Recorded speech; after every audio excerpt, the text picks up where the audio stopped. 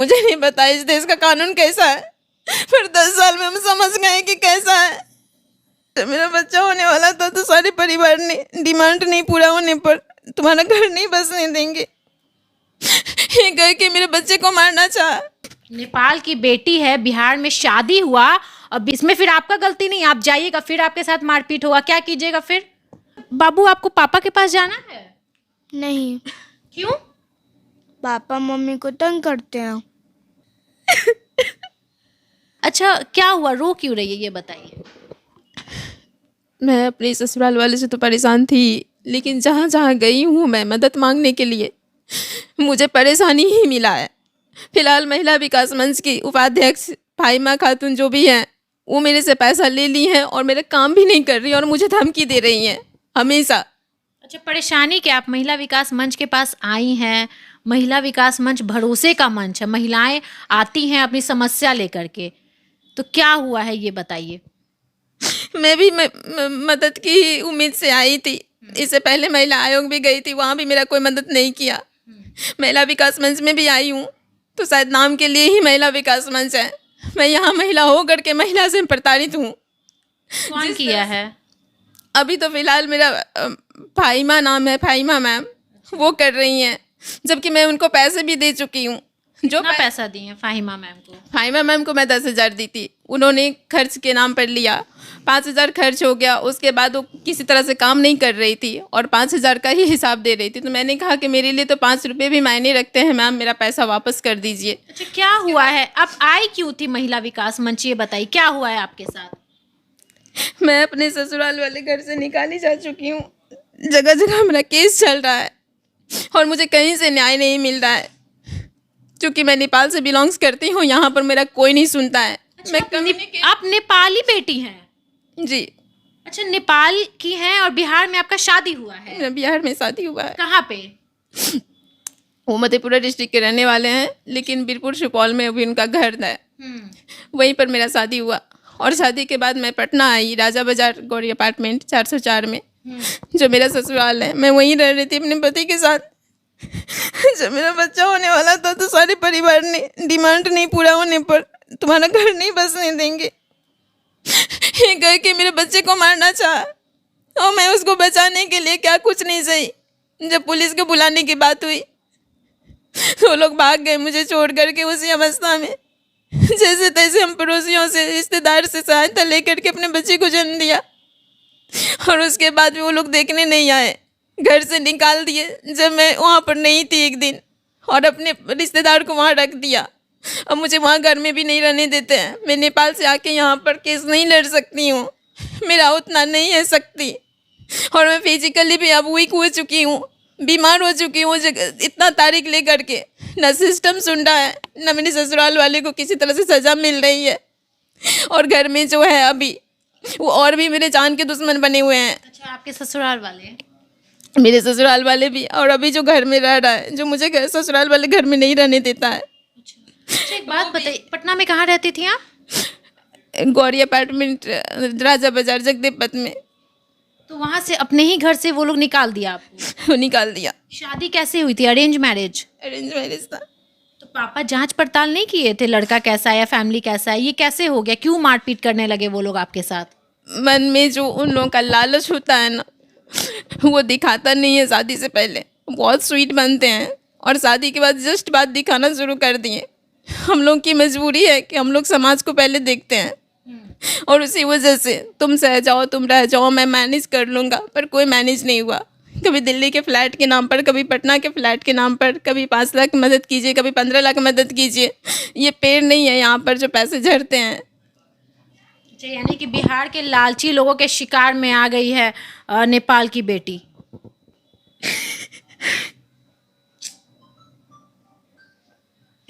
नेपाल की बेटी है, बिहार में शादी हुआ, और बिहार के कुछ ऐसे लालची लोग हैं जो इसको निगलने के लिए तैयार हो गए। आधा तो निगल ही चुके हैं, क्योंकि लगातार ये कोर्ट कचहरी के चक्कर काट रही है, थाने के चक्कर काट रही है, लेकिन इंसाफ नहीं मिल रहा। कितना साल हो गया है इंसाफ मांगते मांगते? 2013 से ही मैं चक्कर काट रही हूँ कोर्ट का। 2013 से, यानी कि 2013 से लेकर के अभी 23 आने ही वाला है, लगभग 10 साल हो जाएगा। और ये आपके बगल में बेटी है ना आपकी? किस क्लास में हो बाबू? 1 पापा को देखी हो? नहीं। पापा से मिलना चाहती हो? हाँ। यही एक बेटी है ना आपकी? अच्छा, एक बात बताइए, ये जब थी तो आपके साथ मारपीट होती थी?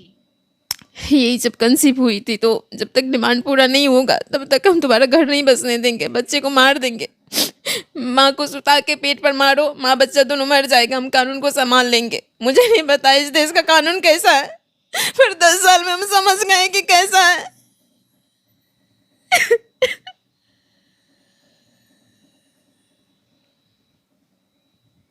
तो मारपीट बस एक लालच के कारण या फिर कुछ और कारण था? मतलब सिर्फ उसको चाहिए था, अपार्टमेंट चाहिए था, फ्लैट चाहिए था, पैसा चाहिए था, या फिर कुछ और कारण भी था? लालच ही है। लालच। मेरे पति भी इसमें शामिल है। पहले तो नहीं साथ देते थे लेकिन अब पूरी तरह से साथ देते हैं। पति से बात उत होती है अभी? नहीं होती है। किस स्कूल में आपकी बेटी पढ़ती है? होली मिशन। पटना में। जी। कहाँ रहती हैं अभी आप?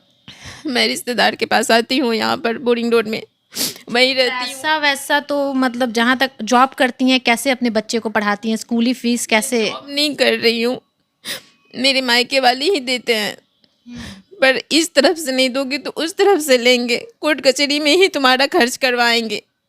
ऑफ कोर्स वो खर्च करवा रहे हैं, क्योंकि नेपाल से आना, यहाँ पर केस लड़ना, यहाँ रहना और अकेले फिर यहाँ से जाना बेबी को लेके, उसका पढ़ाई कोलैप्स हो रहा है। ऑनलाइन कहाँ तक पढ़ी लिखी हैं विद्या? मैंने पीजी किया है, पीजी की हुई है? बीएड भी किया है मैंने।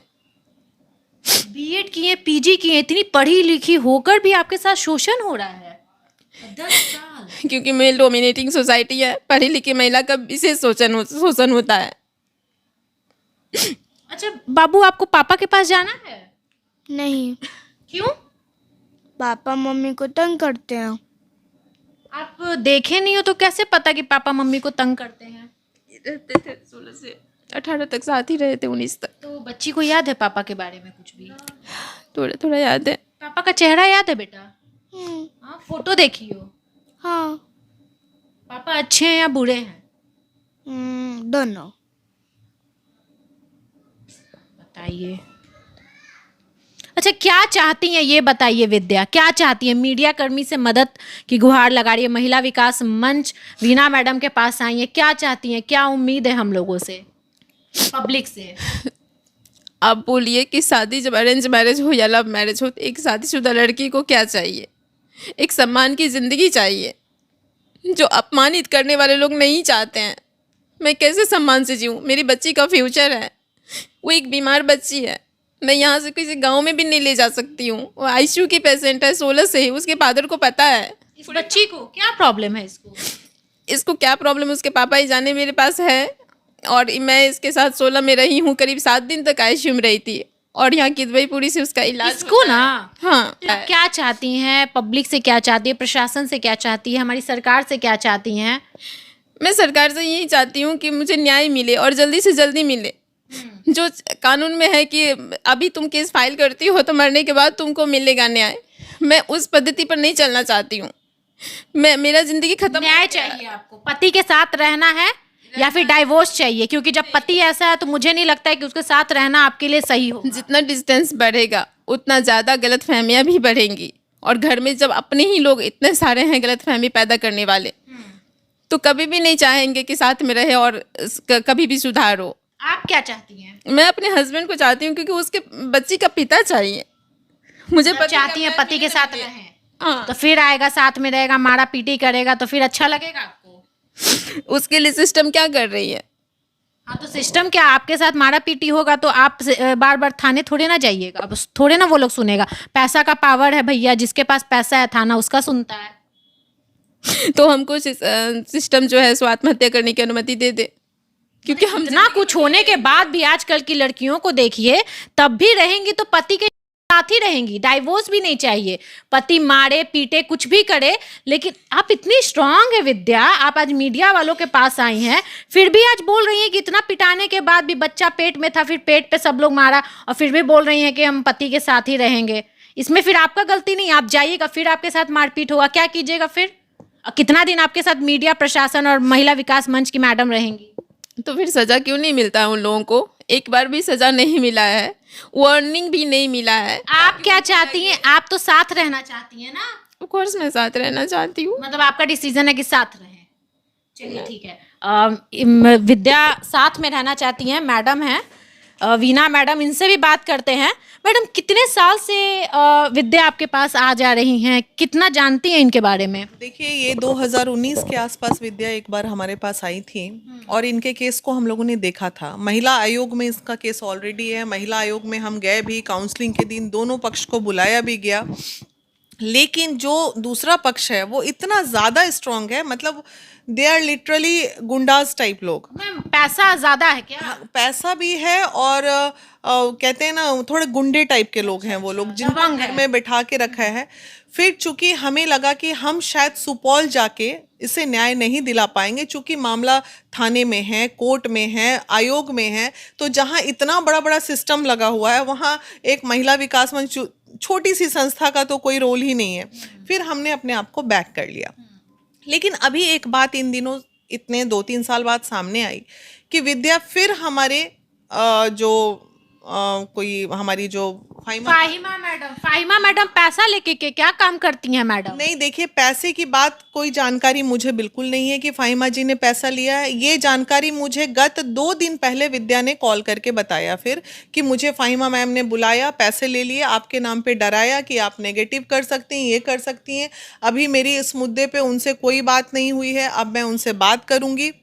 लेकिन अगर ऐसा हुआ है और उन्होंने पैसा लिया है तो ये बहुत गलत है। एक पीड़िता का पैसा लेके और उसके लिए कार्य नहीं करना, ये अपने आप में एक अपराध है। लेकिन फिर भी महिला विकास मंच अभी बिहार क्या, झारखंड क्या, अभी पूरे देश का भरोसे का मंच बन गया। आपका नाम खराब होगा, कोई भी अगर आपकी कोई भी जो सहयोगी है अगर ऐसा करती है तो वो गलत है ना।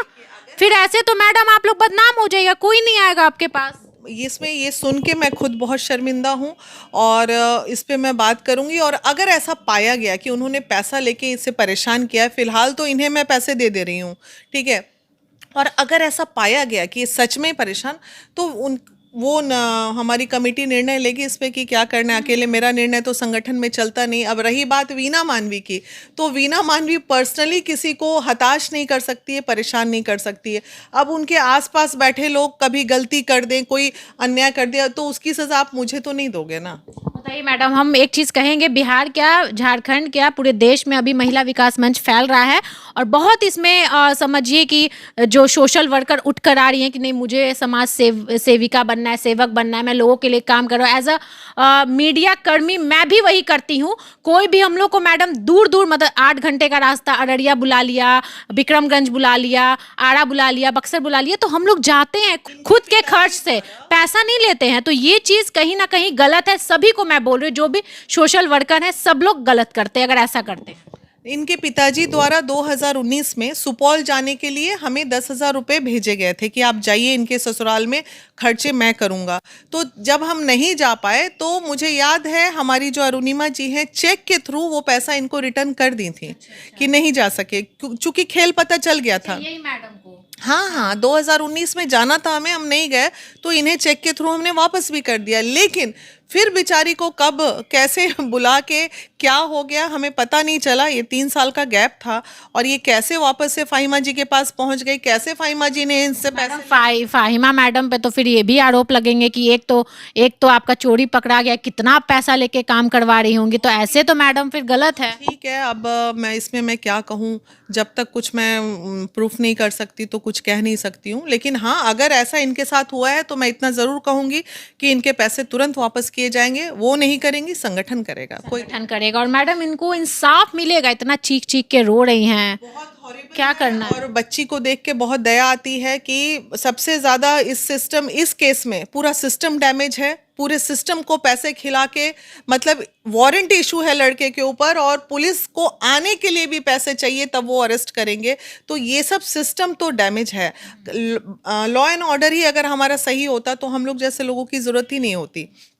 और सबसे ज़्यादा दुखद कि आज मेरे दरवाजे पे आके वो जिस तरह बेकल होके रो रही है अपने 2 पैसे के लिए, वो मेरे लिए बहुत ही शर्मिंदगी वाली बात है कि मेरे किसी भी सदस्य द्वारा अगर ये गलती की गई है तो वो बहुत ही घटिया गलती है, जिसके लिए मैं क्षमा प्रार्थी हूँ इससे, और इसके पैसे तुरंत संगठन से वापस करवाऊंगी। चलिए ठीक है। और एक चीज़ मैं और जाते जाते कहूँगी कि ऐसी बिहार में कितनी लड़की और कितनी महिलाएं हैं जो पीड़ित हैं, तो कृपया पीड़ित से पैसा ना लें, बस मैं यही कहूँगी। क्योंकि वो महिला ये जो है वो खुद परेशान है।